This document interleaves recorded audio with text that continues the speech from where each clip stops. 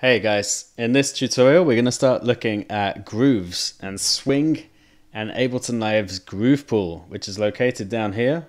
When we click on this wavy button we see a groove pool. So we're going to check this out and this is going to be a lot of fun. So have you ever noticed how some beats just sound really funky? Usually that's down to them having a swung rhythm. So instead of like da da da da da da da, they'll be like da da da da da da da da, and you get the idea. That is swung rhythm, and we can add swing to MIDI clips and audio clips in Live. So how do we do that?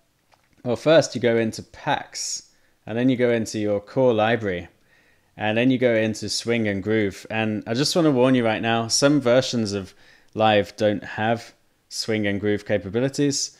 If you're using standard or suite, you should have swing and groove capabilities. So down here we have a load of different swings and grooves, and if we open up some of them, for example Notator, let's click on 16A. Let's go down to 16B, 16C, D, E, and F has the most swing to it. Okay, so how do we go about using these swings? Well, first of all, you find a swing that you like, and we have lots of different swings here.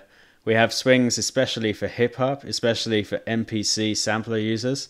MPC was made by Akai, and it's a range of drum machine samplers, and Akai works very closely with Ableton to create these kind of things. So lots of different swings here. I like using the Notator swings, especially for making this tempo of music. So anything that's like house, trance, techno, you know, around 126, 128 BPM, you might want to use these Notator swings. And so what we'll do, we click on Groove Pool here, and then we select a swing we like. Let's choose 16E. I'm going to drag it, drop it into my Groove Pool, and there it is. Now what we do is we find a MIDI clip that we want to apply this to. So let's take a listen to this MIDI clip here.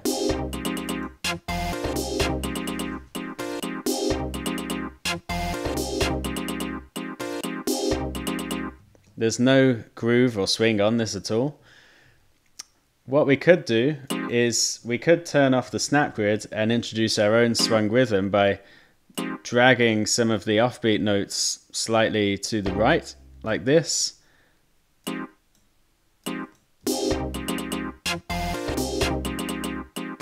But I'm not going to do that, so I'm just going to press Command Z to undo all of those changes I made, and then Command 4 to turn the snap grid back on. Okay, so what we do is down here in the clip view, you'll see that we can choose a groove. None is selected now, but if I select that Notator 16E swing, now that has been applied to this MIDI clip. Let's listen to it.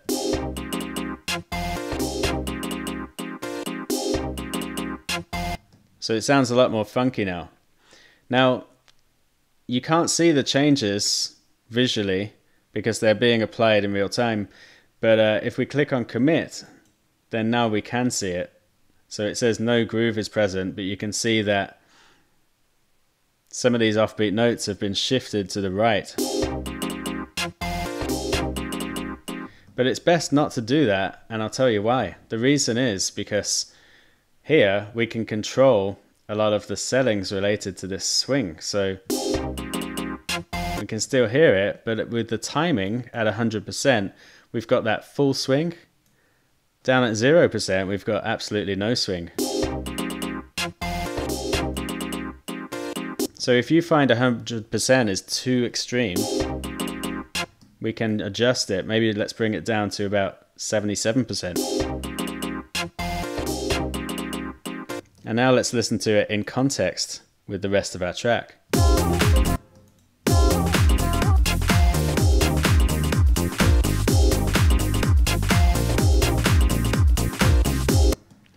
Okay, so that's one way to use swing. We can increase the randomness if you want to add a little bit of randomness to the swing. And we can also increase the velocity. So this adjusts how much the velocity of the notes in clips will be affected by the velocity information stored in the groove. So a groove can store velocity information as well as the position of different note timings. At negative values, the effect of the groove's velocity is going to be reversed. Loud notes will play quietly and vice versa.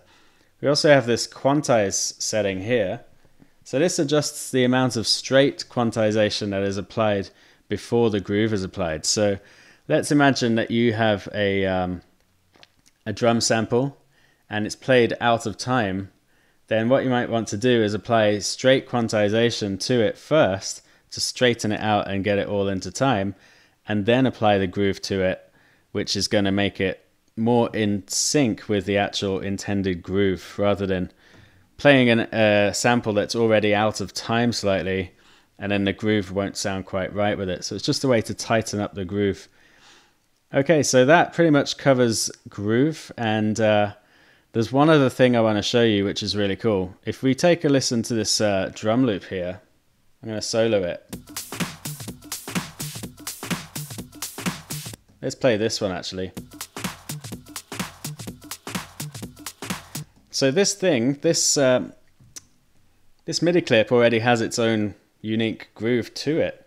So what we can actually do is drag this MIDI clip into our groove pool, and now it's extracting the groove from that loop. And now we have this loop ready. So now what we can do is go back to our synth shot melody, and instead of notator 16, let's select the Bass Gorilla drum loop 1. And now it's assigning exactly the same groove that this has. It's assigning that to this.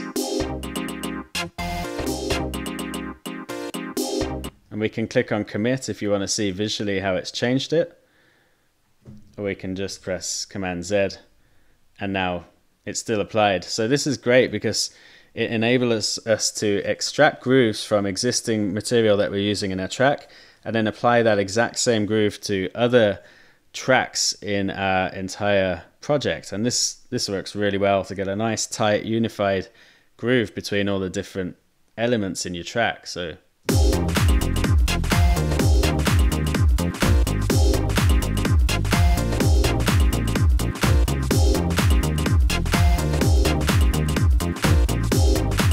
okay, so that's grooves. Have fun with it and enjoy it. See you in the next tutorial.